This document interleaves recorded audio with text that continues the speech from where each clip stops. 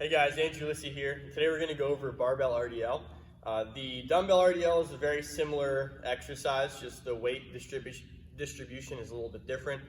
So the weight's in the middle of you, where the weight on the barbell is outside. It's a little bit more difficult, a little bit more of a challenge and progression, if you will. So the first thing you want to do when you set up the barbell is you want to put it at a comfortable position, so it's not too high, it's not too low, right? So I like to put it directly below my knees, maybe even with my kneecaps. This will allow me to load my hips back when I want to grab it and then just stand up nice and tall and use my hips to pick up the bar rather than my arms. So I like to come up to the bar for grip positioning, like to go 2 fingers on the smooth, 2 fingers on the rough, or at the bottom position, my hands are in line with my kneecaps, maybe a little bit outside. I'm going to grab the bar, I'm going to come as close as I can.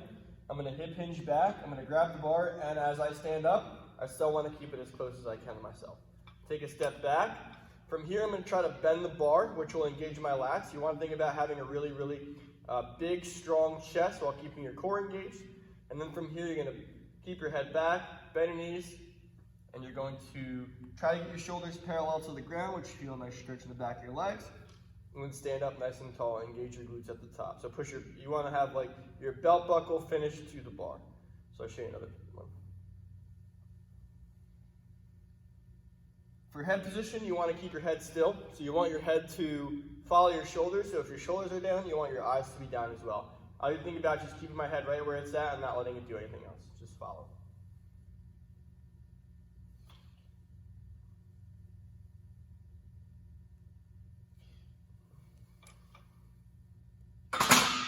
So a front view, I like to keep my feet just about shoulder width. Again, you want to grab the ground, you want to have your knees, your ankles, and your hips stacked. From here, you want to bend, and then you want to push straight back, and you want your knees to fight the fact that they're going to want to cave in, right? So you're going to bend, push back, stand up.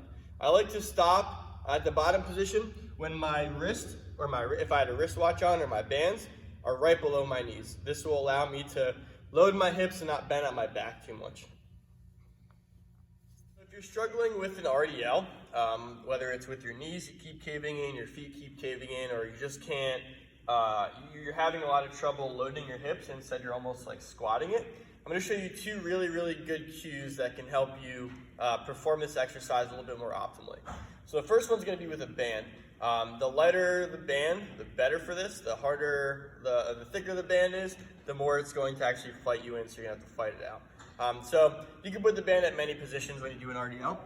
If you have trouble with your feet and your knees, which might be the case for many of you guys, putting the band at your feet is going to be the hardest because it's the farthest away from the middle of your body, which means that you're going to have to control your knees as well. So if you have trouble controlling your knees, I'll show you what to do next, but just put the band a little bit higher. But from here, you can see how the band's pulling me in. I want to pull the band out, right?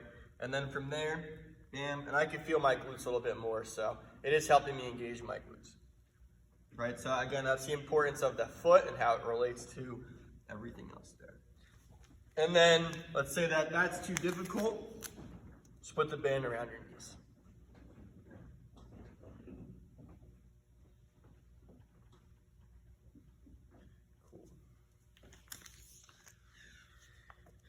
All right, now let's say that, I'll show you from the side, we're going to use 2 hurdles. If you don't have hurdles, you can use a bench. Just to get the patterning down, it would probably be very difficult to do an RDL with a bench. I would also recommend not doing an RDL with these with too much weight, where you're putting the hurdles in front of you and you have to take the weight off, right? So you can see right here, like I have to bend on my back.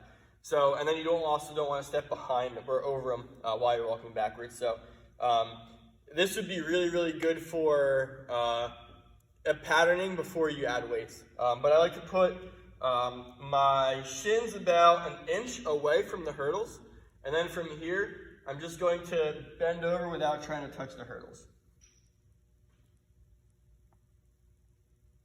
And you'll notice if I squat this and I go too far forward, the hurdles tend to fall over. So the goal for that one is to resist any forward motion, which will help you load backwards. So the goal here would be to not hit